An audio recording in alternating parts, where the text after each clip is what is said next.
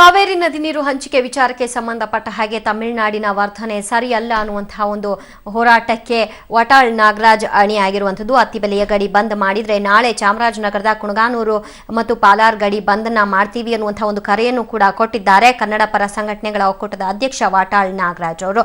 ಕೇಂದ್ರ ಮತ್ತು ರಾಜ್ಯ ಸರ್ಕಾರ ಈ ಕೂಡಲೇ ಈ ವಿಚಾರಕ್ಕೆ ಸಂಬಂಧಪಟ್ಟ ಹಾಗೆ ಶಾಶ್ವತ ಪರಿಹಾರವನ್ನ ಕಂಡುಕೊಳ್ಬೇಕು ಅನ್ನುವಂತಹ ಆಗ್ರಹವನ್ನು ಕೂಡ ವ್ಯಕ್ತಪಡಿಸಿದ್ರು. ನಮ್ಮ ಹೋರಾಟ ನಿರಂತರವಾಗಿ ಇರುತ್ತೆ ಅನ್ನುವಂತಹ ಒಂದು ಎಚ್ಚರಿಕೆಯನ್ನು ಕೂಡ ಕೊಟ್ಟಿದ್ದಾರೆ. ಇವತ್ತು ಏನಾಗುತ್ತೆ ಅನ್ನುವಂತಹ ತೀರ್ಮಾನದ ಹಿನ್ನೆಲೆಯಲ್ಲಿ ಮುಂದಿನ ಹೋರಾಟ ನಿರ್ಧಾರ ಅಂತ ಕೂಡ ಹೇಳಿದ್ದಾರೆ. ಈ ಬಗ್ಗೆ ಹೆಚ್ಚಿನ ಡೀಟೇಲ್ಸ್ ಕೊಡ್ತಾರೆ ನಮ್ಮ ಪ್ರತಿನಿಧಿ ಶರತ್ ಕಪ್ಪನಹಳ್ಳಿ. ಶರತ್, ಪ್ರತಿಭಟನಾಕಾರರು ಒಂದ್ ಕಡೆ ಪ್ರತಿಭಟನೆಗೆ ಅಣಿಯಾಗಿದ್ದಾರೆ.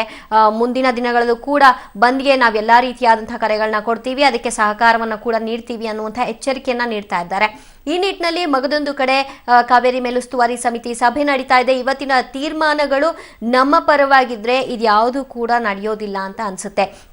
ಅದೇನಾದ್ರೂ ವ್ಯತಿರಿಕ್ತ ಪರಿಣಾಮಗಳೇನಾದ್ರೂ ಬಂತು ಅಂತ ಅಂದ್ರೆ ಮುಂದಿನ ದಿನಗಳಲ್ಲಿ ಯಾವ ರೀತಿಯಾದಂತಹ ಒಂದು ಮುನ್ಸೂಚನೆಯನ್ನ ಕೊಡ್ತಾ ಇದ್ದಾರೆ ಪ್ರತಿಭಟನಾಕಾರರು? ಖಂಡಿತ ದಿವ್ಯಾ, ಏನು ಇವತ್ತು ದೆಹಲಿಯಲ್ಲಿ ನಡೆಯುತ್ತಿರುವ ಮೇಲುಸ್ತುವಾರಿ ಸಭೆಯಲ್ಲಿ ನಮ್ಮ ರಾಜ್ಯಕ್ಕೆ ಮತ್ತೆ ಅನ್ಯಾಯ ಆದರೆ ಅದನ್ನ ಸಹಜವಾಗಿ ಕರ್ನಾಟಕದ ಜನರು ಖಂಡಿಸ್ತಾರೆ. ಈಗಾಗಲೇ ಕೂಡ ಕಾವೇರಿ ನದಿ ನೀರು ಏನು ತಮಿಳುನಾಡಿಗೆ ಹರಿದು ಹೋಗ್ತಾ ಇರೋದನ್ನ ಸಾಕಷ್ಟು ಕಳೆದ 19 ದಿನಗಳಿಂದನೂ ಕೂಡ ಪ್ರತಿಭಟನೆ ನಡೀತಾ ಇರುವಂತದ್ದು. ಇವತ್ತು ಪ್ರಮುಖವಾಗಿ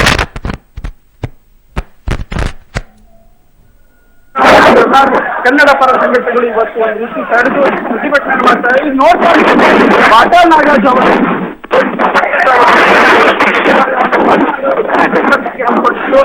ನೋಡ್ತಾ ಇರೋ ವಾಟಾಳ್ ನಾಗರಾಜ್ ಪೊಲೀಸರು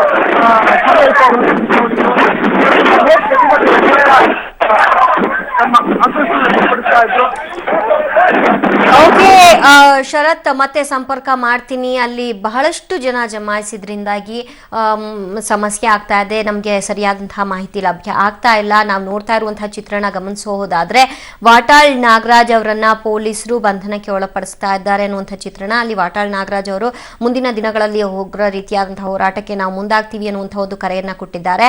ಇನ್ನು ಪ್ರವೀಣ್ ಶೆಟ್ಟಿ ಕೂಡ ಅವರ ಜೊತೆಗೆ ಸಾಥ್ ನೀಡಿದ್ದಾರೆ. ಕಾವೇರಿ ನೀರು ಹಂಚಿಕೆ ವಿವಾದಕ್ಕೆ ಸಂಬಂಧಪಟ್ಟ ಹಾಗೆ ಶಾಶ್ವತ ಪರಿಹಾರವನ್ನ ಕೇಂದ್ರ ಮತ್ತು ರಾಜ್ಯ ಸರ್ಕಾರ ತೆಗೆದುಕೊಳ್ಬೇಕು ಅನ್ನುವಂತಹ ಕೂಗನ್ನ ಕೊಟ್ಟಿದ್ದಾರೆ.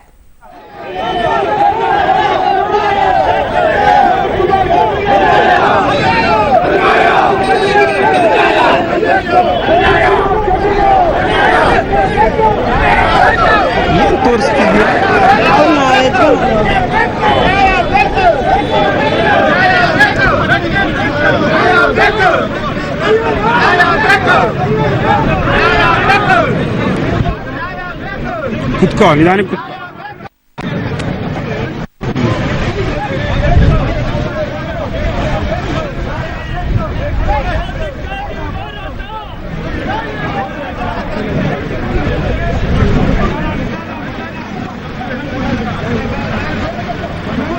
ನಾವು ಅದೇ ಗಾಡಿಯಲ್ಲೇ ಇದ್ದೀವಿ. ಗಡಿಭಾಗದಲ್ಲಿ 500ಕ್ಕೂ ಹೆಚ್ಚು ಹೋರಾಟಗಾರರು ಅಲ್ಲಿ ಸಜ್ಜಾಗಿರುವಂಥದ್ದು. ಕನ್ನಡ ಪರ ಸಂಘಟನೆಗಳ ಒಕ್ಕೂಟದಿಂದ ಕರೆಯನ್ನ ನೀಡಲಾಗಿದೆ. ವಾಟಾಳ್ ನಾಗರಾಜ್ ನೇತೃತ್ವದಲ್ಲಿ ಪ್ರತಿಭಟನೆಯನ್ನ ನಡೆಸಲಾಗ್ತಾ ಇತ್ತು. ಈ ಸಂದರ್ಭದಲ್ಲಿ ಪೊಲೀಸರು ಅವರನ್ನ ಬಂಧನಕ್ಕೆ ಒಳಪಡಿಸಿದ್ದಾರೆ. ಅತ್ತಿಬೆಲೆಯಲ್ಲಿ ಪ್ರತಿಭಟನಾಕಾರರನ್ನ ಪೊಲೀಸರು ಬಂಧನಕ್ಕೆ ಒಳಪಡಿಸಿದ್ದಾರೆ. ಪ್ರತಿಭಟನೆಗಳನ್ನ ಮಾಡುವಂತಿಲ್ಲ, ನಿಷೇಧಾಜ್ಞೆ ಕೂಡ ಇದೆ, ಆದರೂ ಕೂಡ ಪ್ರತಿಭಟನೆಯನ್ನ ನಡೆಸ್ತಾ ಇದ್ದಾರೆ ಅನ್ನುವಂತಹ ಒಂದು ಮಾತುಗಳನ್ನ ಪೊಲೀಸರು ಹೇಳ್ತಾ ಇರುವಂಥದ್ದು. ಅತ್ತಿಬೆಲೆಯಲ್ಲಿ ಪ್ರತಿಭಟನೆ ಮಾಡ್ತಿದ್ದಂತಹ ಹೋರಾಟಗಾರರ ಬಂಧನ ಆಗಿದೆ. ಇನ್ನು ಅತ್ತಿಬೆಲೆ ಗಡಿ ಬಂದ್ಗೆ ವಾಟಾಳ್ ನಾಗರಾಜ್ ಕರೆ ಕೊಟ್ಟಿದ್ದು. ಇವತ್ತು ಪ್ರತಿಭಟನೆಯನ್ನು ನಡೆಸಲಾಗ್ತಾ ಇತ್ತು. ಅವರಿಗೆ 500ಕ್ಕೂ ಹೆಚ್ಚು ಹೋರಾಟಗಾರರು ಸಾಥನ್ನ ನೀಡಿರುವಂತಹ ಚಿತ್ರಣ ನೀವು ಗಮನಿಸ್ತಾ ಇದ್ದೀರಿ. ಕನ್ನಡ ಪರ ಸಂಘಟನೆಯ ಒಕ್ಕೂಟದಿಂದ ಅತ್ತಿಬೆಲೆ ಗಡಿ ಬಂದ್ಗೆ ಕರೆ ಕೊಡಲಾಗಿದ್ದು ಇವತ್ತು ಅಲ್ಲಿ ಬಹಳಷ್ಟು ಜನ ಜಮಾಯಿಸಿದ್ದು ಪ್ರತಿಭಟನೆಯನ್ನ ನಡೆಸ್ತಾ ಇದ್ರು. ಕೇಂದ್ರ ಮತ್ತು ರಾಜ್ಯ ಸರ್ಕಾರದ ವಿರುದ್ಧ ಧಿಕ್ಕಾರದ ಘೋಷಣೆಯನ್ನು ಕೂಡ ಕೂಗ್ತಾ ಇದ್ರು. ಒಟ್ಟಾರೆಯಾಗಿ ಕಾವೇರಿ ವಿಚಾರದಲ್ಲಿ ರಾಜ್ಯಕ್ಕೆ ಅನ್ಯಾಯ ಆಗ್ತಾ ಇದೆ. ಈ ನಿಟ್ಟಿನಲ್ಲಿ ರಾಜ್ಯ ಸರ್ಕಾರವಾಗ್ಲಿ ಕೇಂದ್ರ ಸರ್ಕಾರವಾಗ್ಲಿ ಯಾವುದೇ ರೀತಿಯಾದಂತಹ ವ್ಯವಸ್ಥಿತವಾದಂತಹ ಒಂದು ಮುಂದಾಲೋಚನೆಯನ್ನ ಇಟ್ಕೊಂಡು ಎಲ್ಲಾ ರೀತಿಯಾದಂತಹ ಸನ್ನದ್ಧವಾಗಬೇಕಾದಂತಹ ನಿಟ್ಟಿನಲ್ಲಿ ಅದ್ಯಾವುದು ಕೂಡ ಕಾಣ್ತಾ ಇಲ್ಲ. ಎಲ್ಲದರಲ್ಲೂ ಕೂಡ ವಿಫಲತೆಯನ್ನ ಕಾಣ್ತಾ ಇದೆ. ಇದು ಸರಿಯಲ್ಲ ಅನ್ನುವಂತಹ ಒಂದು ಮಾತುಗಳನ್ನ ಆಡ್ತಾ ಇದ್ರು. ಜೊತೆಗೆ ತಮಿಳುನಾಡು ಸಿಎಂ ಜಯಲಲಿತಾ ವಿರುದ್ಧ ಕೂಡ ಘೋಷಣೆಯನ್ನ ಧಿಕ್ಕಾರದ ಕೂಗುಗಳನ್ನ ಕೂಗ್ತಾ ಇದ್ರು. ಜಯಲಲಿತಾ ಅವರ ನಡೆ ಸರಿಯಲ್ಲ. ಇಲ್ಲಿಯ ವಾಸ್ತವತೆಯನ್ನು ಅವರು ಅರ್ಥಕೊಳ್ಬೇಕು. ಇಲ್ಲದೆ ಇರುವಂತಹ ನೀರನ್ನ ಎಲ್ಲಿಂದ ಕೊಡೋದು? ನಾಳೆ ದಿನ ನಮಗೆ ಕುಡಿಯೋದಕ್ಕೂ ಕೂಡ ನೀರು ಇಲ್ಲದೆ ಇರುವಂತಹ ಪರಿಸ್ಥಿತಿಯಲ್ಲಿ ಇರುವಂತಹ ನೀರನ್ನೆಲ್ಲವೂ ಕೂಡ ಅವರು ಹರಿಸ್ಕೊಳ್ತಾ ಇದ್ರೆ ಇದು ಹೇಗೆ ಅನ್ನುವಂತಹ ಒಂದು ಆಕ್ರೋಶದ ನುಡಿಗಳನ್ನು ಕೂಡ ಅವರು ವ್ಯಕ್ತಪಡಿಸ್ತಾ ಇದ್ರು. ಒಟ್ಟಾರೆಯಾಗಿ ಕಾವೇರಿ ನೀರು ಹಂಚಿಕೆ ವಿವಾದಕ್ಕೆ ಸಂಬಂಧಪಟ್ಟ ಹಾಗೆ ಕನ್ನಡ ಪರ ಸಂಘಟನೆಗಳು ಹೋರಾಟಕ್ಕೆ ಮುಂದಾಗಿವೆ.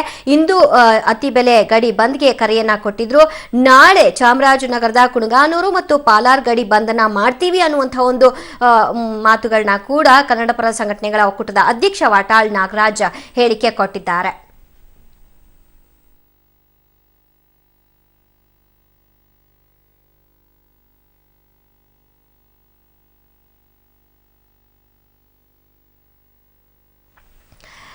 ಇವತ್ತು ಕೇಂದ್ರ ಜಲಸಂಪನ್ಮೂಲ ಸಚಿವಾಲಯದ ಕಾರ್ಯದರ್ಶಿ ಶಶಿಶೇಖರ್ ಅವರ ನೇತೃತ್ವದಲ್ಲಿ ಒಂದು ಕಡೆ ಕಾವೇರಿ ಮೇಲುಸ್ತುವಾರಿ ಸಮಿತಿ ಸಭೆ ನಡೀತಾ ಇದೆ. ಸಭೆಯಲ್ಲಿ ತೆಗೆದುಕೊಳ್ಳಬಹುದಾದಂತಹ ತೀರ್ಮಾನಗಳ ಬಗ್ಗೆ ನಮಗೆ ಸಂಪೂರ್ಣವಾದಂತಹ ಭರವಸೆ ಇದೆ ಮತ್ತು ನಮ್ಮ ರಾಜ್ಯಕ್ಕೆ ಅನ್ಯಾಯ ಆಗೋದಿಲ್ಲ. ಆ ನಿಟ್ಟಿನಲ್ಲಿ ಜನರು ತಾಳ್ಮೆಯಿಂದ ವರ್ತಿಸಬೇಕು ಅಂತ ಸಿಎಂ ಏನೋ ಹೇಳಿದ್ದಾರೆ.